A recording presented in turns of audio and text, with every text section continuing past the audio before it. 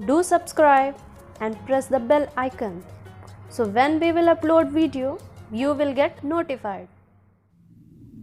नमस्कार दोस्तों, स्वागत है आपका हमारे YouTube channel study with experience पर। फ्रेंड्स, आज हम उत्तर प्रदेश समीक्षा अधिकारी के जैसा कि प्रीवियस ईयर पेपर सॉल्व कर रहे हैं और यहाँ पे अध्यायवार विश्लेषण सहित व्याख्या की जाती है। और आपने अभी नई वीडियो देखे हैं, प्रीवियस जो मैंने डाल रखे हैं, 4 पार्ट डाल चुका हूँ, उन्हें आप अवश्य देख लें।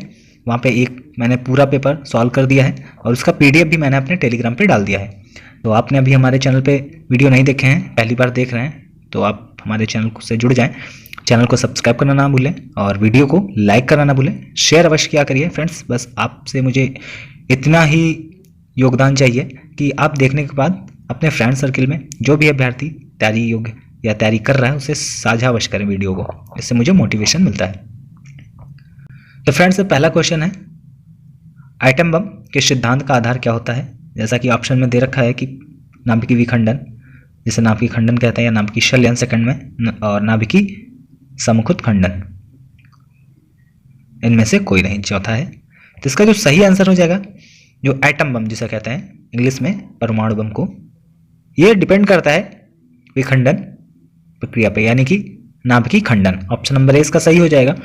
और इसमें बेसिकली 2 चीज़ों का प्रयोग किया जाता है, यूरेनियम 235 का, प्लूटोनियम 239 का प्रयोग किया जाता है, जो कि यह एक अनियंत्रित श्रृंखला होती है। और अनियंत्रित श्रृंखला के चलते इसमें क्रियाएं होती रहती हैं। और इसका प्रयोग पहली बार 1945 में प्रयोग किया गया था जापान के ऊपर, यानी हम अमेरिका ने इसका अटैक किया था, हिरोशिमा नागासाकी, ये आपको याद होंगे 2 डेटे, और एक रेडियो एक्टिव किरणें जो कि इससे उत्सर्जित होती हैं और काफ़ी भयावह, काफ़ी इससे लोग काफ़ी दिनों दिन तक विकलांग पैदा होते हैं, अंधे पैदा होती हैं, काफ़ी बैड इफेक्ट हैं। और इससे आपको यहाँ पे इतनी चीज़ें पता चल जाती हैं। और नाभिकीय शल्यन से कुछ चीज़ें आती हैं, हाइड्रोजन बम इस पर डिपेंड होता है नाभिकीय शल्यन पर। और सूरज यानी सूर्य जो है, सन है, वो किस अपक्रिया पे कार्य करता है? इसी पे ही करता है, नाभिकीय शल्यन पे। तो 2 चीज़ें आपको यहाँ से और पता चल जाती हैं। अगला प्रश्न देखते हैं फ्रेंड्स, इलेक्ट्रॉन वोल्ट इकाई होती है, किसकी होती है? ऊर्जा की, इलेक्ट्रॉन के आवेश की, विभवांतर की, या शक्ति की? तो इलेक्ट्रॉन वोल्ट की बात करें तो ये जो कि ऊर्जा की इकाई है, और यहाँ पे पावर की बात करें यानी कि शक्ति की, तो शक्ति का मात्रक जूल प्रति सेकंड पूछा जाता है। ये आपके लिए महत्वपूर्ण हो जाता है यहाँ से क्वेश्चन। इस इलेक्ट्रॉन वोल्ट की इकाई तो ऊर्जा हो जाएगी, मगर शक्ति की बात करें, इसका मात्रक पूछा जाए तो आपको याद होना चाहिए जूल प्रति सेकंड, ठीक है, और जिसे वाट कहते हैं। और विभवांतर की बात करें तो इसका एसआई मात्रक क्या होगा? इसका पूछा जाता है तो वोल्ट होता है, ठीक है, वी होता है वोल्ट। इतनी चीज़ आपको यहाँ से पता चल जाती हैं। अगला प्रश्न निम्न में से कौन सा रोग एक वायरस द्वारा होता है? डिप्थीरिया, मलेरिया, हैजा, हेपेटाइटिस? तो आपको पता होगा। और रोग से अवश्य क्वेश्चन आते हैं, इस बार हो सकता है आपको वायरस से ज़्यादा क्वेश्चन मिले, क्योंकि वायरस से होते हैं, जीवाणु से होते हैं, प्रोटोजोआ से होते हैं, और काफ़ी लाइकन से काफ़ी तरह से रोग होते हैं, जैसा कि प्रोटोजोआ से होता है, जीवाणु, वायरस। तो पूछ लेता है कभी कभी कि कौन सा रोग किससे संबंधित है, या मैच करने के लिए दे देते हैं, कौन सा अंग प्रभावित होता है। इस तरह से आपको रोग के बारे में अवश्य पढ़ना है। यहाँ पे हम बात करें तो वायरस जनित रोग यहाँ पे जो है हेपेटाइटिस। हेपेटाइटिस बी एक संक्रामक रोग है, जो कि हेपेटाइटिस बी HBV नामक वायरस से होता है। इस व्याधि के कारण जो कि किससे प्रभावित करता है? यकृत यानी कि लीवर को प्रभावित करता है, जिसमें सूजन और जलन पैदा होती है आपके शरीर में, ठीक है, शरीर में नहीं, लीवर में बेसिकली, ठीक है। हेपेटाइटिस बी वायरस, इसका जो किस परिवार का सदस्य है ये भी आपको पता होना चाहिए। तो हेप्टेन ए वायरस से नोट डाउन कर सकते हैं, HEPAD हेप्टेन ए वायरस, ठीक। इतनी चीज़ें आपको पता हो जाती हैं। अगला प्रश्न देख लेते हैं, और मलेरिया, हैजा और डिप्थीरिया, तो बेसिकली ये रोग हैं और इनके बारे में आपको जानना है तो आप फिर से कह रहा हूँ टेलीग्राम से जुड़ जाएं, क्योंकि वहाँ पे सभी, देखिए अब यहाँ पे सभी के बारे में तो डिस्क्राइब करना पॉसिबिलिटी नहीं है, मगर हाँ वहाँ PDF फॉर्मेट में बिल्कुल बाय नोट्स आपको मिलेंगे, सभी के बारे में डिटेल्ड, कौन सा अंग प्रभावित करता है, कब किसकी खोज हुई, मलेरिया नाम कैसे पड़ा, कौन सी दवाई किसके लिए होती है। तो इसके लिए क्लोरोक्विन होती है, जो कि इस समय भारत ने अमेरिका को दिया है, तो इसी के चलते कोरोना वायरस की डिजीज़ में भी इसका प्रयोग किया जाता है। तो ये चीज़ें हैं, डिटेल से आपको चाहिए तो टेलीग्राम चैनल आपको अवश्य ज्वाइन करना होगा, उसका मैंने लिंक भी दे दिया है, काफ़ी आपके लिए हेल्पफुल होगा ये मेरा कंटेंट। और जो आप पेड कोर्स भी ले रखे हैं उन्हें भी ले लीजिए, मैं मना नहीं कर रहा हूँ, मगर हाँ इवैल्यूएट एग्जाम के बाद ही करूँगा। जितने भी मैं टॉपिक पढ़ा रहा हूँ, जितने भी क्वेश्चन आपको दूंगा, मोर देन कम से कम की बात कर रहा हूँ, 160 क्वेश्चन यहीं से आपको मिल जाएंगे 200 में। बॉक्साइट एक अयस्क है, किसका है आप सभी को पता होगा, यदि पढ़ा होगा तो। एल्यूमिनियम का ये अयस्क है। और बोरान, सीसा, चांदी के बारे में बात करें, बॉक्साइट का फॉर्मूला आता है, पूछ लिया जाता है, तो ये भी आपको याद होना चाहिए। तो Al2O3.2H2O, ठीक है, ये 3 है, ये आपसे कभी कभी पूछ लेते हैं। और ये बॉक्साइट एक अयस्क है इसका। और गिब्सन बोहाइट डायस्पोर का सम्मिलित रूप होता है। सर्वप्रथम दक्षिणी फ्रांस में लेस्बॉक्स नामक स्थान पर पाया गया था, जिसके कारण इसका नाम पड़ गया बॉक्साइट। वेरी वेरी इंपॉर्टेंट है, फ्रांस में, ठीक है। लेस्बॉक्स, तो लेस्बॉक्स जगह है, तो बॉक्साइट इसी से ही पीछे का इसका रूट वर्ड बना दिएगा बॉक्साइट, इसलिए इसका नामकरण हो गया। एल्यूमिनियम धातु का निष्करण मुख्य बॉक्साइट एस के विद्युत अपघटन विधि के द्वारा होता है, ये आपके लिए महत्वपूर्ण हो जाता है। तो बॉक्साइट एक अयस्क है, मगर किसके कारण निष्कर्ष किया जाता है इसका, तो विद्युत अपघटन विधि के द्वारा। चांदी विश्व में सबसे ज़्यादा कहाँ पाई जाती है, आप मुझे कमेंट बॉक्स में कमेंट करके बताएंगे। बहुत ही अच्छा क्वेश्चन है, पूछा जाता है। और रैंक के थ्रू भी आपसे मिनरल्स होते हैं, यहाँ से क्वेश्चन पूछे जाते हैं। विश्व की रैंक पूछ लेते हैं, कभी कभी स्टेट की रैंक पूछ लेते हैं भारत में, तो ये भी आपको दिया जाएगा PDF फॉर्मेट में। घाव के भरने में सहायक विटामिन की बारे में पूछा गया है। विटामिन से भी क्वेश्चन आते हैं, vitamin B, C, A, D। तो विटामिन यहाँ पे जो सहायक सिद्ध होता है विटामिन C। विटामिन C कम से कम आपके शरीर में 0.3 ml होना चाहिए, 0.3 ml। यदि है तो आपके शरीर में वायरस से लड़ने की इम्यूनिटी बिल्ड होती है अच्छी, ठीक है, रोग प्रतिरोधक क्षमता बढ़ जाती है विटामिन C से, तो घाव भरने में भी ये सहायक होता है। और इसका रासायनिक नाम क्या है, स्कॉर्बिक एसिड पूछा जाता है। सबसे ज़्यादा किसमें पाया जाता है, जैसा कि आंवला है, नींबू है, साइट्रस फ्रूट जितने भी होते हैं उसमें विटामिन C सबसे ज़्यादा मिलता है। आंवला, ठीक है, आंवला उत्तर प्रदेश के किस जिले में पाया जाता है, प्रतापगढ़, इससे भी क्वेश्चन बनता है। और खट्टे फल जैसा कि नींबू, संतरा, मौसमी, इसमें भी ये पाया जाता है।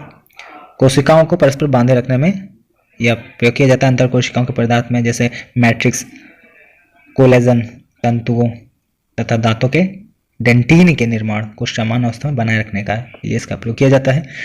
और कभी कभी क्वेश्चन पूछ लेते हैं कि जल में घुलनशील विटामिन कौन कौन से हैं, तो जल के घुलनशील विटामिन की बात की जाए, क्वेश्चन डायरेक्ट आता है B और C, और जितने भी बाकी हैं वो जल में घुलनशील विटामिन नहीं है। तो विटामिन से क्वेश्चन आपको चाहिए तो फिर से मैं कह रहा हूँ आप टेलीग्राम चैनल को ज्वाइन कर लें, स्टडी विद एक्सपीरियंस। और वहाँ पे आपको 3 पेपर दिए जाते हैं, द हिंदू दिया जाता है, दैनिक जागरण दिया जाता है, और टाइम्स ऑफ इंडिया दिया जाता है, इंडियन एक्सप्रेस दिया जाता है। यानी बेसिकली मोस्ट इंपॉर्टेंट जितने भी महत्वपूर्ण पेपर हैं PDF फॉर्मेट में आपको फ्री ऑफ कॉस्ट दिए जाते हैं टेलीग्राम चैनल पे, या आप पेपर पंच ज्वाइन कर लें, वहाँ पे भी आपको पेपर मिल जाएंगे।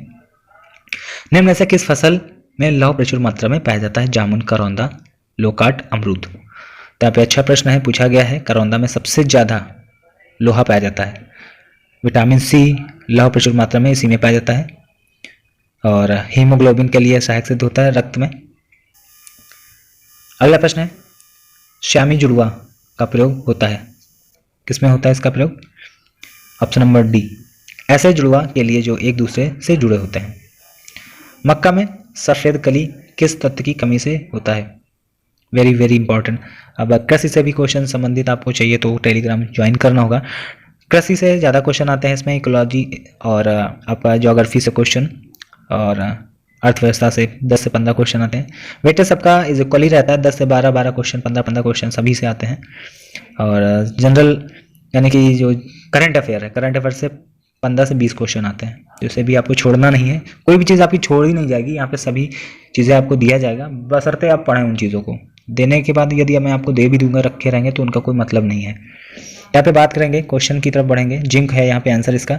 जिंक एक लघु मात्रा पोषक तत्व है जिसे कहते हैं माइक्रो, ठीक है, सूक्ष्म मात्रा पोषक तत्व है, जिसकी पौधों को बहुत ही सूक्ष्म मात्रा में आवश्यकता होती है। इस तत्व की कमी से, अब जिन तत्वों की कमी से रोग होते हैं, जैसे मक्का में है, अमरूद में है, या केला में है, काला किट, ब्लैक किट रोग जैसे गेहूं में होता है, तो धान में कौन कौन से रोग होते हैं, इनके बारे में आपको पढ़ना होगा। इस तत्व की कमी से पौधों की पत्तियां छोटी हो जाती हैं और पौधे भी छोटे आकार के यानी बौने रह जाते हैं, और इसमें जो मक्का में सफ़ेद कली नामक रोग उत्पन्न हो जाता है। इससे पौधों की पत्तियों की जो शीर्ष आगे का हिस्सा होता है सफ़ेद हो जाता है, या चितकबरी हो जाती है, मोटल्ड हो जाता है, जिसके कारण ये किसके कारण होता है? जिंक के कारण।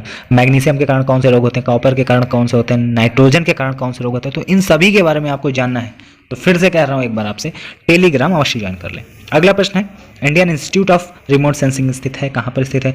अब सभी प्रकार के जितने भी महत्वपूर्ण इंस्टीट्यूट हैं या हेडक्वार्टर्स हैं तो उनके बारे में आपको पीडीएफ चाहिए तो फिर से कह रहा हूँ टेलीग्राम ज्वाइन करना होगा, स्टडी विद एक्सपीरियंस। ठीक है, तो यहाँ पे जिसका जो सही आंसर हो जाएगा फ्रेंड्स, ऑप्शन नंबर बी हो जाएगा, Dehradun. Indian institute of remote sensing की बात, IIRS, जो कि देहरादून में स्थित है। भारतीय सुदूर संवेदन संस्थान भारत सरकार के आंतरिक विभाग के राष्ट्रीय सुदूर संवेदन केंद्र के अंतर्गत आता है और भू संरचना, प्राकृतिक संसाधनों या आपदा प्रबंधन हेतु GPS प्रौद्योगिकी में व्यावसायिक परीक्षण के लिए विकसित किया गया है। हड़प्पा संस्कृति के स्थल व उनकी स्थिति संबंधी निम्नलिखित युग्मों में से कौन एक सुमेलित नहीं है?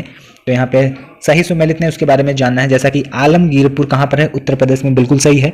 बड़ावली कहाँ पे है? हरियाणा में, बिल्कुल। दायमाबाद महाराष्ट्र में है। और राखीगढ़ी कहाँ पे? ये गलत है। राखीगढ़ी सैंधव सभ्यता का सबसे बड़ा विस्तृत स्थल था। यह हरियाणा में स्थित है, ना कि राजस्थान में, राखीगढ़ी। ठीक है, और इसकी खोज किसने की थी? सूरजभान ने की थी। ठीक है, यह नगर सरस्वती नदी के तट पर बसा हुआ था और इसका क्षेत्रफल लगभग 240 हेक्टेयर था। महत्वपूर्ण चीजें हैं। और जबकि आलमगीर उत्तर प्रदेश में, बनवाली मैंने बताया हरियाणा में है और दायमाबाद महाराष्ट्र में स्थित है। अगला प्रश्नों की बात करें, टॉलमी फिलाडेल्फस जिसके साथ अशोक के राजनय संबंध थे, कहाँ का शासक था? वेरी वेरी इंपॉर्टेंट है। देखिए ये वो क्वेश्चन है जो रिपीटेड हैं, आए हुए हैं, तभी मैं पढ़ा रहा हूँ। और मिस्र का था। गौतम बुद्ध के समय का प्रसिद्ध वैद्य जीवक किसके दरबार में संबंधित था? किसके दरबार से संबंधित था? बिंबिसार, चाणक्य, प्रद्योत, प्रसेनजित या उदयन? तो इसका जो सही आंसर है बिंबिसार से संबंधित था। इनका संबंध, जो वैद्य थे जीवक, काफी बार पूछा गया है और अनेक बौद्ध ग्रंथों में उनके चिकित्सा ज्ञान की व्यापक प्रशंसा भी मिली है। और इनकी माता का नाम था सलावती, जो राजगृह की गणिका थी। अगला प्रश्न है, नायार कौन थे? जो कि नायार शैव धर्म से संबंधित थे। अब देखिए 4 धर्म यहाँ पे दिए गए हैं, शैव और शाक्त, वैष्णव, सूर्योपासक। तो इनके बारे में सभी देखिए, सभी क्वेश्चन यहाँ पे हो तो जाएंगे मगर बहुत लंबा वीडियो जाएगा। क्वेश्चन के बाद जब हम ऑप्शन को डिटेल से बताएंगे तो संभव नहीं हो पाता है। ठीक है, उसके लिए लाइव क्लास होनी चाहिए, मगर जो कि संभव नहीं है, अभी इतना इक्विपमेंट नहीं है तो मैं आपको लाइव क्लास दे पाऊँ।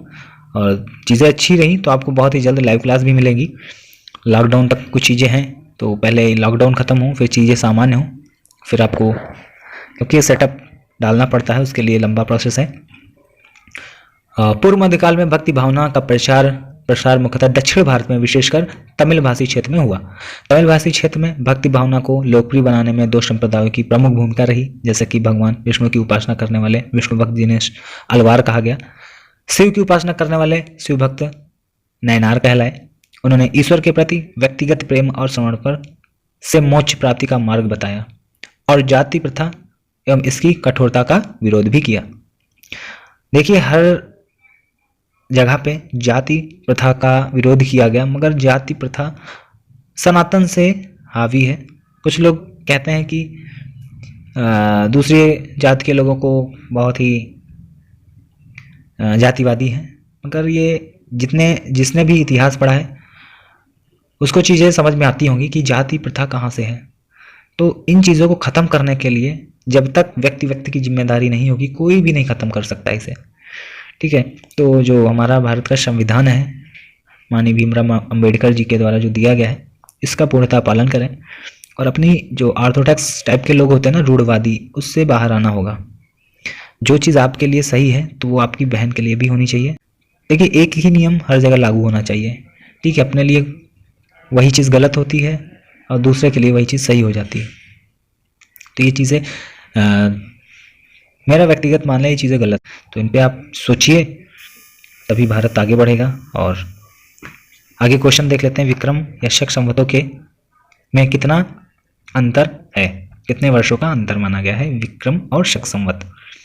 तो इसमें जो सही आंसर हो जाएगा 135 वर्ष का अंतर माना गया है। वर्तमान में तिथवर वर्ष के लिए ग्रेगोरियन कैलेंडर का प्रयोग किया जाता है जो विश्वव्यापी है।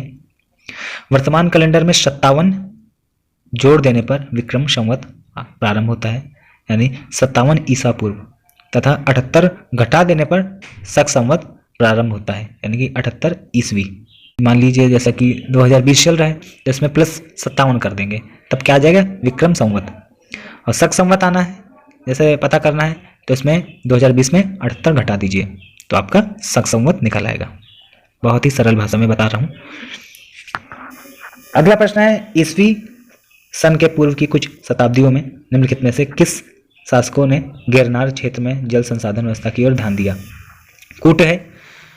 इसमें जो सही है मैं वो बता देता हूँ, चंद्रगुप्त मौर्य। अशोक सही हो जाएगा, ऑप्शन नंबर 2, यहाँ में कूट 2 और 3 सही हो जाएगा। तो फ्रेंड्स, आज इतने ही क्वेश्चन देखेंगे और अगला वीडियो आपको जल्दी मिलेगा। और वीडियो कैसा लगा आप मुझे कमेंट बॉक्स में कमेंट करके अवश्य बताएं। शालिनी राय जी ने कमेंट करके बताया था तो उनका मैंने नाम का जिक्र किया यहाँ पे। तो आप भी आप सजेशन दें कुछ अपने चैनल के, अपने कमेंट में जो आप कमेंट करेंगे उससे मैं अपने चैनल में कुछ नया जोड़ सकता हूँ। तो आपका भी सहयोग चाहिए मुझे कुछ अच्छा करने के लिए, तो सजेशन दे सकते हैं कमेंट बॉक्स में। टेलीग्राम चैनल ज्वाइन कर सकते हैं, ग्रुप ज्वाइन कर सकते हैं डिस्कशन के लिए। थैंक यू, जय हिंद।